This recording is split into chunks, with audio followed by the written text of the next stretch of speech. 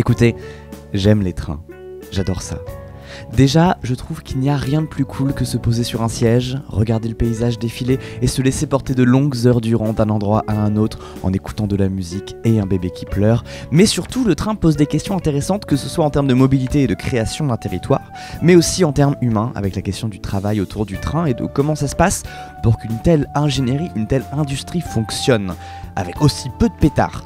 Ça faisait un moment qu'avec Monté de la chaîne Linguisticae, on avait envie de se prendre un temps pour faire nos gros nerds là-dessus, sachant que moi, je suis un amateur, mais lui, c'est un connaisseur.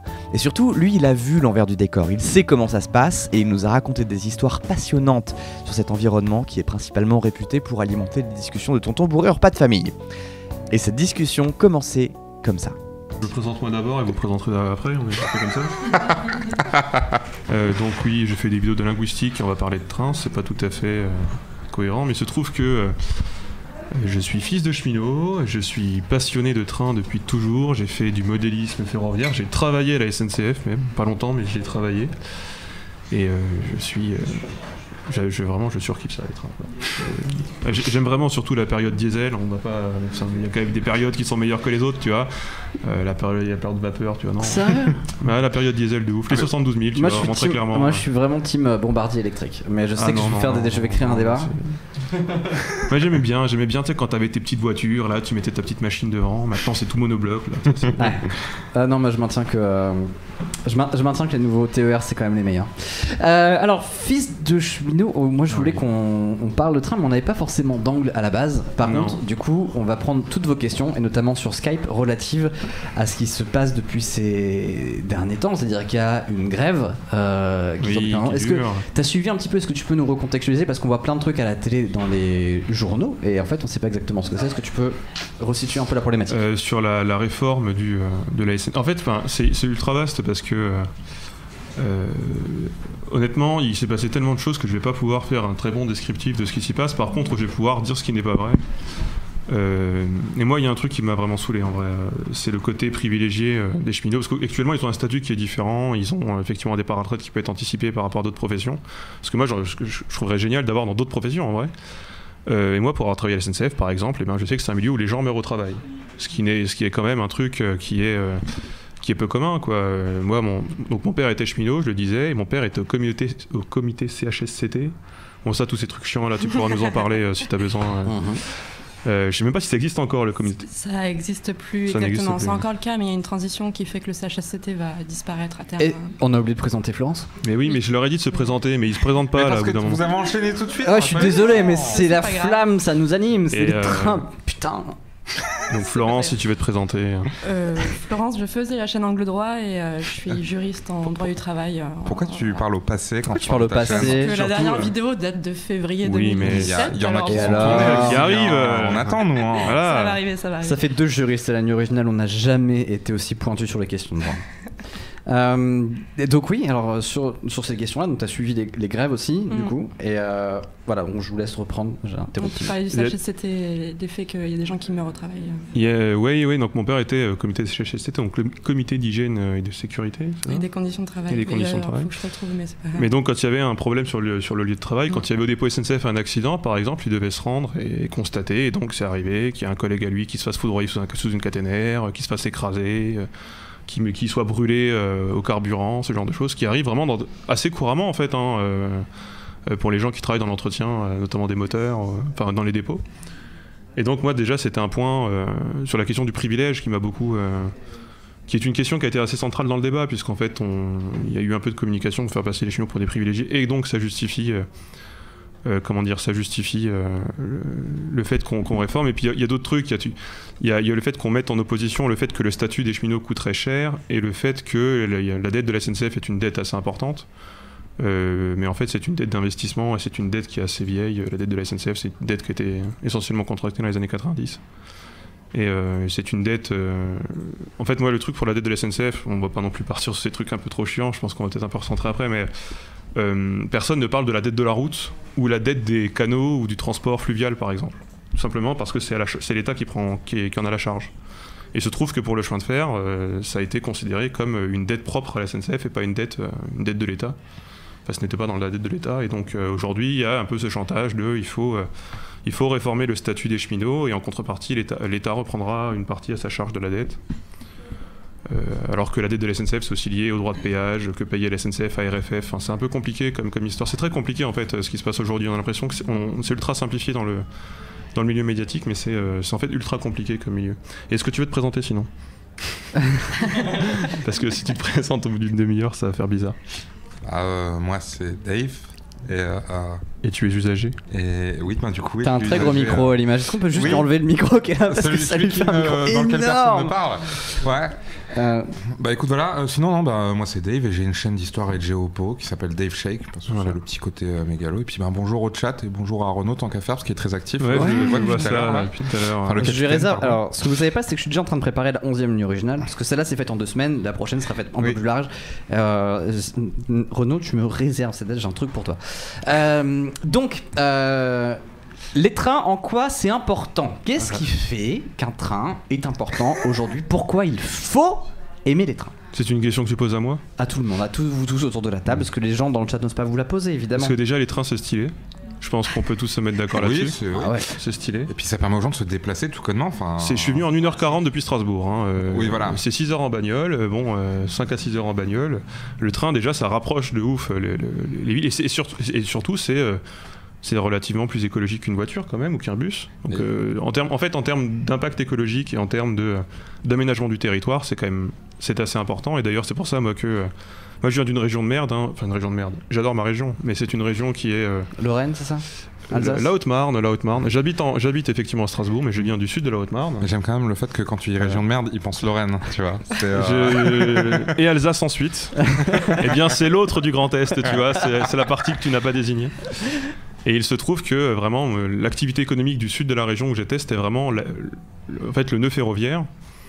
Et c'est ce qui permet en fait aux gens d'avoir un lien en fait avec la société en dehors de leur région. C'est-à-dire c'est le moyen de voyager, de partir et d'être en contact en fait. C'est le moyen de voyager et ça permet de désenclaver des territoires ruraux de manière assez efficacement en fait. Puis tout connement, t'es pas obligé de payer 1 500 € de permis, une bagnole à 15 000 balles, ton essence, ton péage, ton assurance, ça permet à littéralement tout le monde de pouvoir se déplacer à des coûts quand même relativement réduits si tu compares à d'autres pays dans le monde. Alors certes, mais un train ça va pas n'importe où, une voiture tu peux aller où tu veux en choisissant le chemin le plus court, un train t'es quand même dépendant de gros points centraux, de grosses gares. Ça ne va plus partout, parce que le transport régional est le premier... C'est le plus représenté en France, c'est le transport régional. Pas en termes de revenus, je crois que c'est 50-50 avec le TGV, parce que le TGV coûte significativement plus cher mais les lignes ne sont pas les mêmes et les lignes coûtent significativement plus cher aussi. Mais par exemple en Alsace, moi j'habite en Alsace, il y a un train qui parcourt toute l'Alsace toutes les 15 minutes, quoi. Tu peux en prendre un et il fait tous les bleds, quoi. Tu fais Strasbourg-Colmar, il y en a à chier, quoi. C'est pas vrai, tu passes par où? Je ne dirais pas, c'est non. Eh ben j'aurais tenté. Très compliqué. Si vous avez des questions sur Skype, n'hésitez pas. Moi, je vais faire l'avocat du diable en vous attendant. Le capitaine qui précise que la Haute-Marne n'est pas dans le Grand Est apparemment. Si, c'est tout à fait dans le Grand Est. C'est surtout vous, la Moselle, demandez votre indépendance, faites un truc. Mais après, quand tu l'écoutes, lui, c'est assez sélectif le Grand Est. Mais moi, je suis d'accord pour qu'on mette la Moselle et l'Alsace à part. Je n'ai pas de problème. Mais vous vous appelez pas Grand Est, vous vous appelez autrement. Nous, c'est le Grand Est. Je le dis dans. On va recentrer parce qu'il y a l'ourson qui est avec nous. Salut. Salut. T'es très loin, mais t'es près. C'est parce que j'ai pas de micro-casque en fait. C'est pas grave. Bravo. Tu es proche de nos cœurs. Quelle est ta question? En fait, j'aurais voulu demander. J'ai, disons, des personnes avec qui j'ai parlé de la grève récemment. Et, personnellement, je suis pas. Je suis peut-être un peu partie des gauchistes de merde, comme ils disent. Personne à cette table ne rentre dans cette catégorie. T'es tombé dans le mauvais quartier, ma meuf. Désolé. Absolument pas. Et je me demandais en fait comment... quand on se retrouve face à quelqu'un qui nous dit « Ouais, la grève, c'est absolument inacceptable, je comprends pas pourquoi ils font ça, ils sont privilégiés, ils font chier la SNCF, etc. » Comment est-ce que je peux répondre à ces personnes-là pour essayer de leur faire comprendre peut-être un autre point de vue, je sais pas. Elle a raté le début du live, mais c'est pas grave, on peut revenir dessus. Ouais, parce que moi j'étais pas là. C'est vrai. J'étais pas là tout au début. Mais en fait, sur cette question des privilèges, oui, effectivement, j'en ai parlé. Ouais, voilà, j'en ai parlé un petit peu, mais on peut vraiment en parler plus en. Allons-y, allons-y détail. Gaiement, surtout que si tu connais le sujet. Déjà sur les questions des salaires, souvent il y a quand même du foutage de gueule dans ce qu'on en fait, dans ce qu'on en parle. Moi, quand je bossais à l'atelier, la plupart des gens qui bossaient avec moi étaient payés au SMIC. Ils bossaient, ils se levaient tous les matins à 5h pour aller réparer des moteurs, et encore une fois, des fois, il y avait des gens qui en mouraient, quoi, ça arrivait, quoi. Ou en tout cas qui étaient blessés ou estropiés au boulot. Ce qui en termes de privilèges, n'est pas ouf. Déjà, on va se mettre d'accord, c'est pas ouf. Alors effectivement, ils ont des titres de transport. Enfin, quand on travaille à la SNCF, on a le train gratuit. Et pour la famille, il y a 16 voyages par an. Donc c'est pas open bar hein, quand on est dans la. Les militaires aussi ont des trucs comme ça, par exemple, non ? Les militaires aussi. Les militaires ont tout à fait des avantages du genre. Et pareil aussi, quand t'es étudiant, quand t'es fils de cheminot étudiant, c'est entre ton université et ton lieu de résidence où t'as le train gratuit. Mais c'est pas, encore une fois, c'est pas open bar. Donc déjà là-dessus, il y a.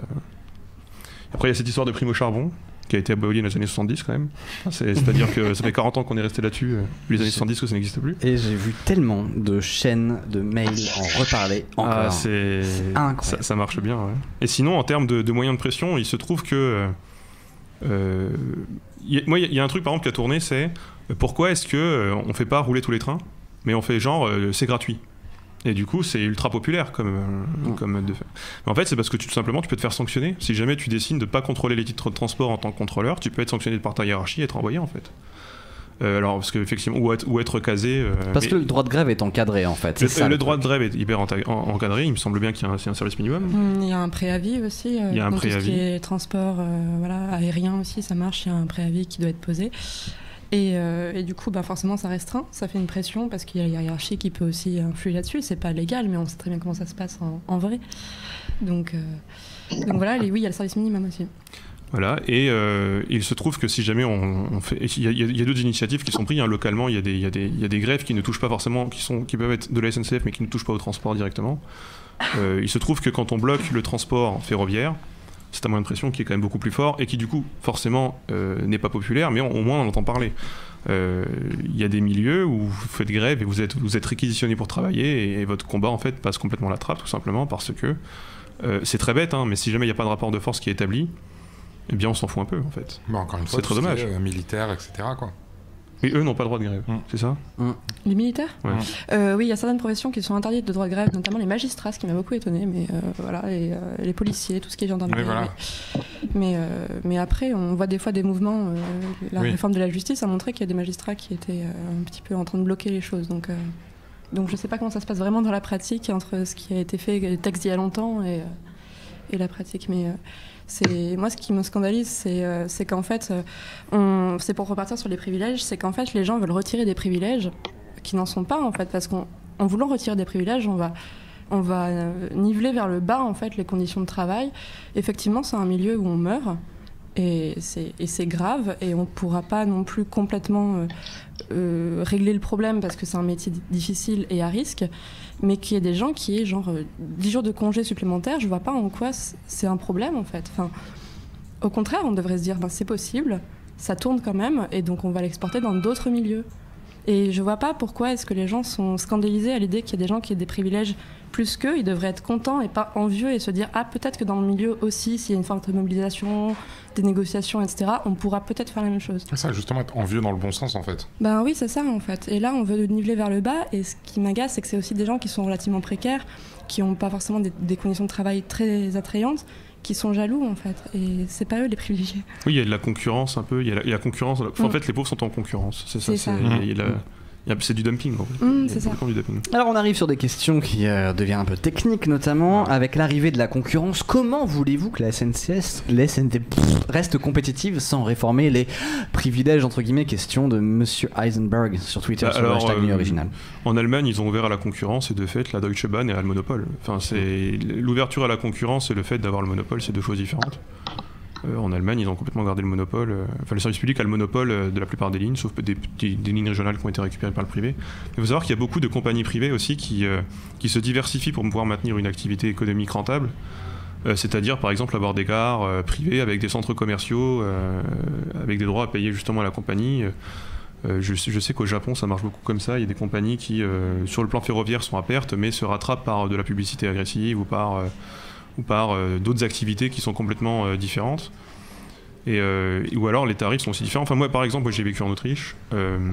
Moi j'ai un exemple qui est assez cool, ce qu'on dit souvent. En fait la concurrence, j'ai l'impression que c'est ultra sain et le libre-échange c'est divin. Il y a la main du marché qui va arriver et ça va provoquer une égalité parfaite et tout va tendre vers la perfection. Il se trouve que entre la ligne de Vienne et l'aéroport de Vienne en Autriche, soit vous prenez le RER, l'équivalent du RER, ça vous coûte 4,80 €, soit vous prenez le CAT qui est un train privé qui coûte 15 €. Je trouve que la plupart des gens prennent le train à 15 € tout simplement parce qu'il y a tellement de pub qui est faite pour ce train-là que les gens ne savent même pas que le train public existe.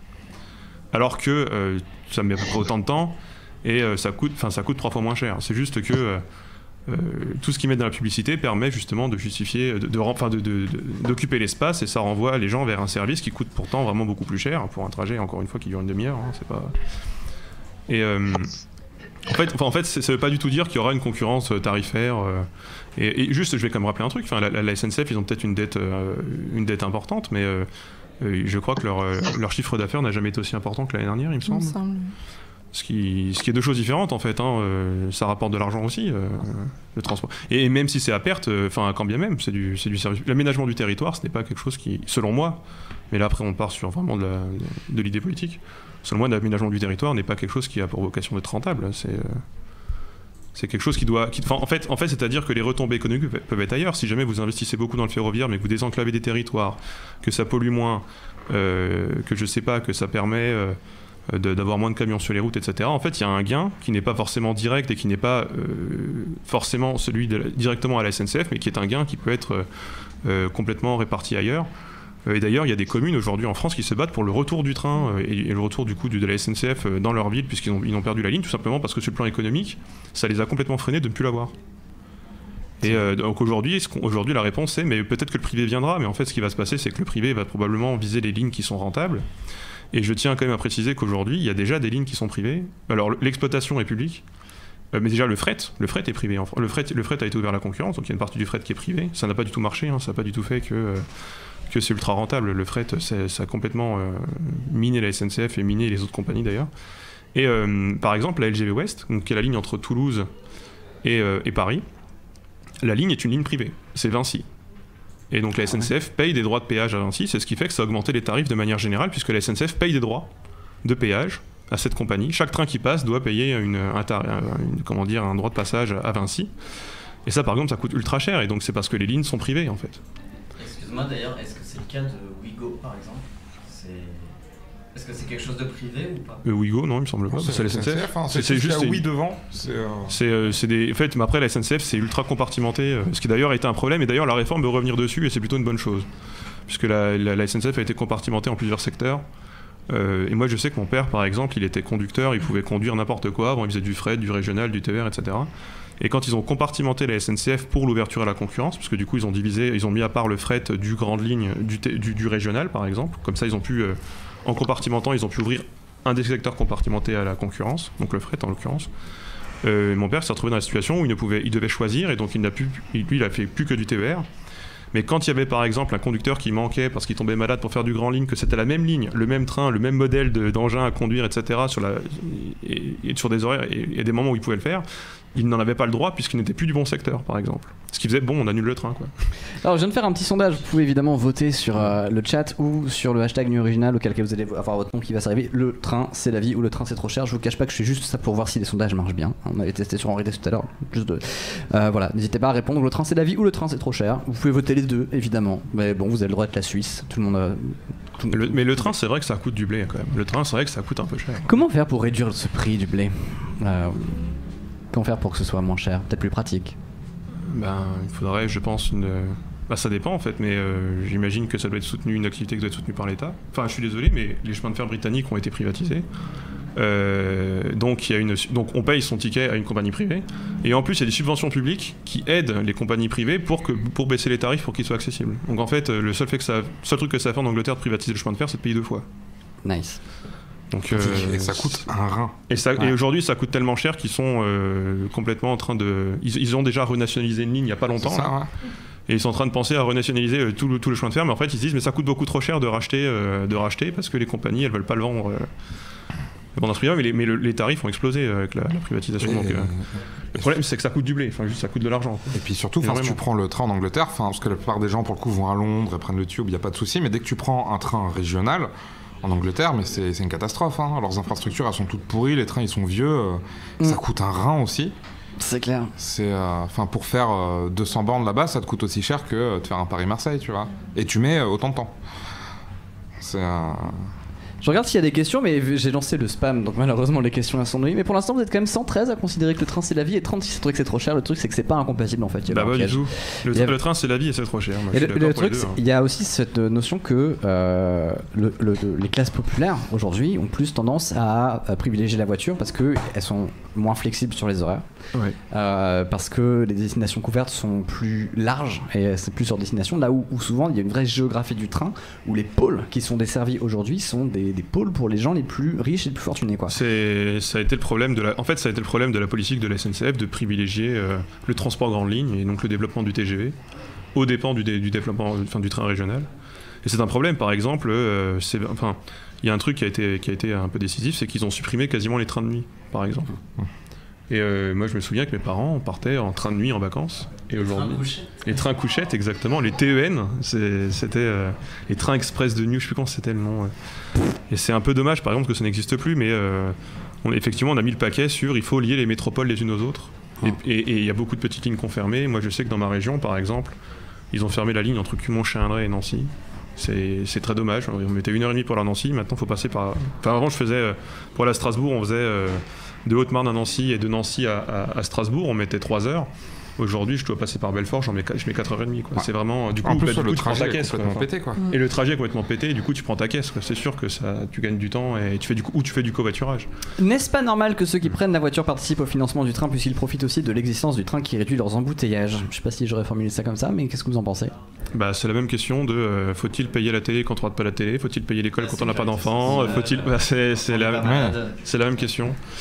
Si c'est dans le cadre d'une politique publique qui moi je pense vraiment est au bénéfice de tous, ne serait-ce que sur l'impact écologique par exemple, mais même juste une ligne de chemin de fer sur le plan écologique est beaucoup moins fragmentant qu'une route. Tout simplement parce que par exemple c'est très bête, mais des petits reptiles ou des insectes peuvent passer dans le ballast, là où ils ne peuvent pas dans une route, par exemple. S'ils passent sur une route...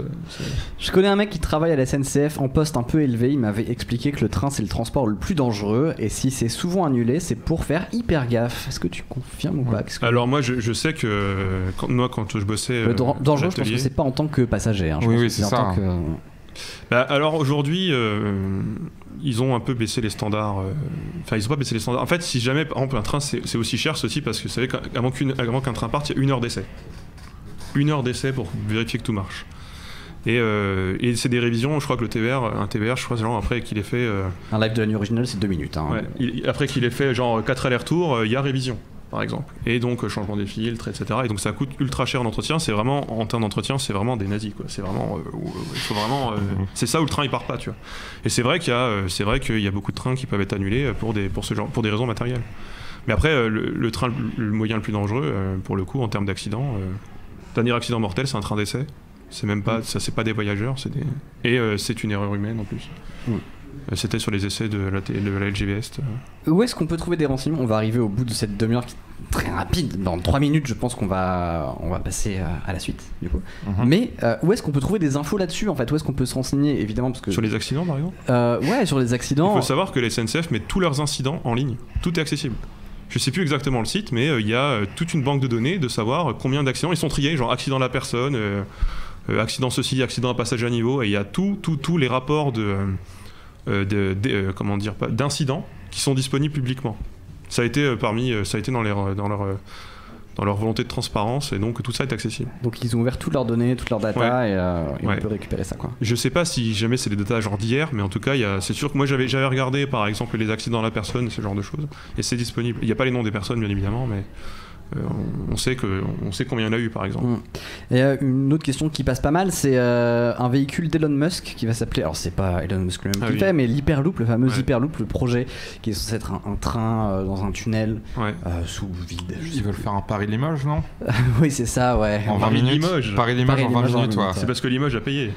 Bah non, mais c'est parce qu'il faut se porter volontaire en fait pour oui, bien ça. sûr. Bah, alors ce serait vraiment bien d'être dans le Limousin, c'est cool. Hein. Ah bah, ça a l'air Mais sympa. c'est joli comme tout. Il y a des coins sympas. Quand il fait beau, tu sais quoi, quand il fait beau, et bah c'est hyper agréable. Et franchement, t'arrives à la gare, tu sors un petit peu de Limoges, tu prends un petit peu. Franchement. Déjà juste la gare de Limoges. Déjà la gare, c'est sympa. Ouais. Le centre-ville est quand même pittoresque. Il y a quand même un truc dans le centre-ville, il y a une âme, quoi. En fait, ça sent un C'est peu à la pas- Seine-et-Marne, c'est C'est agréable. pas Saint-Brieuc, quoi. Mais du coup, pas mal de trucs comme ça. Est-ce que l'Hyperloop, c'est vraiment l'avenir du train? Bah, l'avenir du train, alors non, je pense pas. Alors faut savoir que.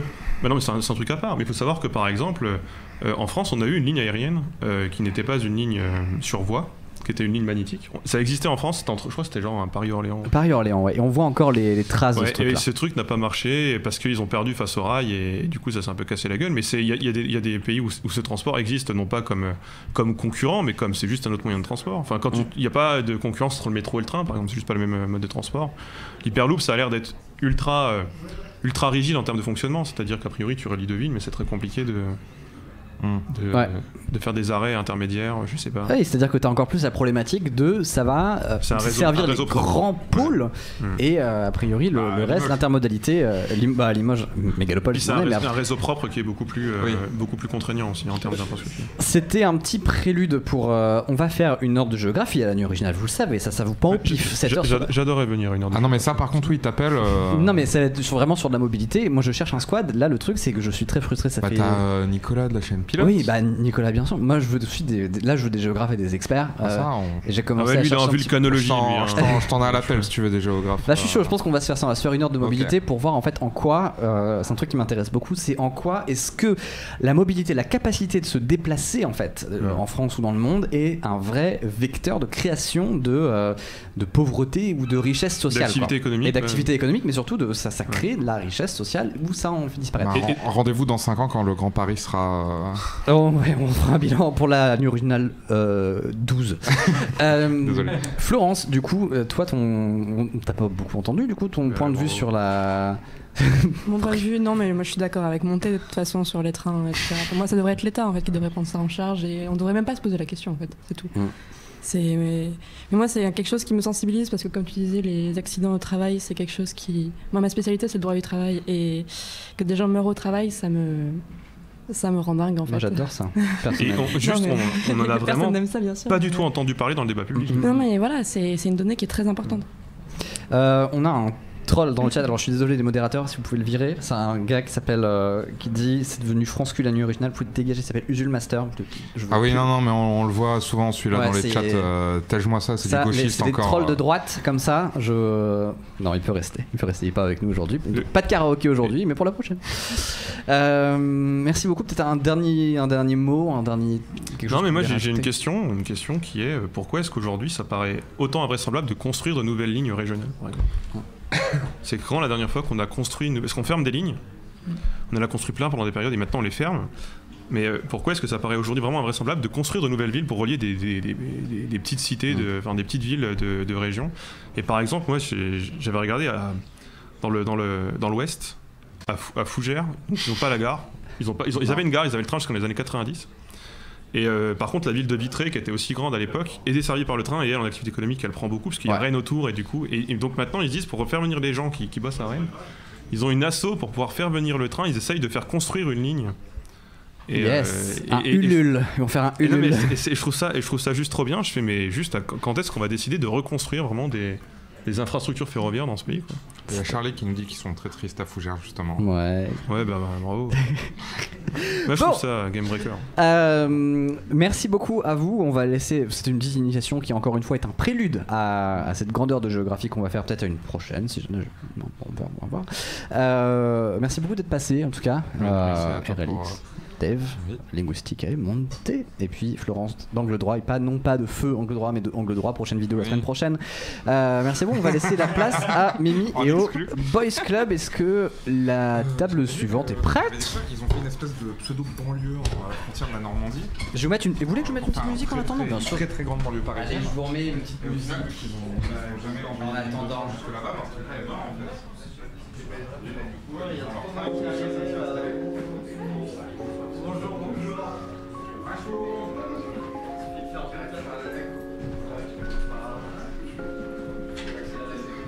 Installe-toi.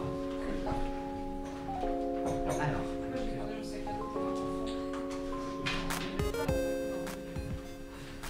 Je laisse t'installer. C'est pas assez de bordel. Viens, allez, tu te poses là. Oh là là. Tu veux faire un sondage ou pas? Pas tout de suite. Ok, tu me diras quand on va en faire. Alors, qu'est-ce qu'on a? Tu as les commentaires ici, ok? Oui. Les commentaires, c'est là. Oui. Tu veux faire un sondage, je t'expliquerai. Tu vas me mettre le nom de ta tranche. Oui, le micro est ouvert, absolument. Alors attends, parce que tu vois, voilà. Là, tu mets le nom de ta tranche. Et là, après, tu mets le nom de tes invités.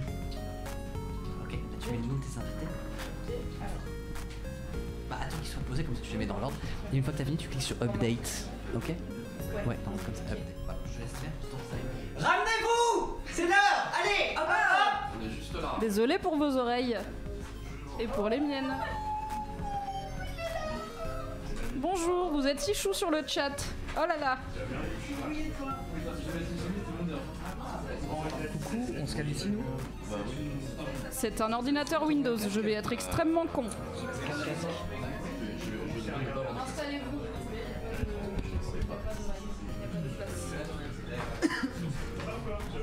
Il est encore temps de tousser. J'ai fait un conducteur en environ 2 minutes, donc je vais l'ouvrir pour faire genre j'ai bossé. J'espère que vous êtes fiers de moi, je n'en ai jamais l'habitude.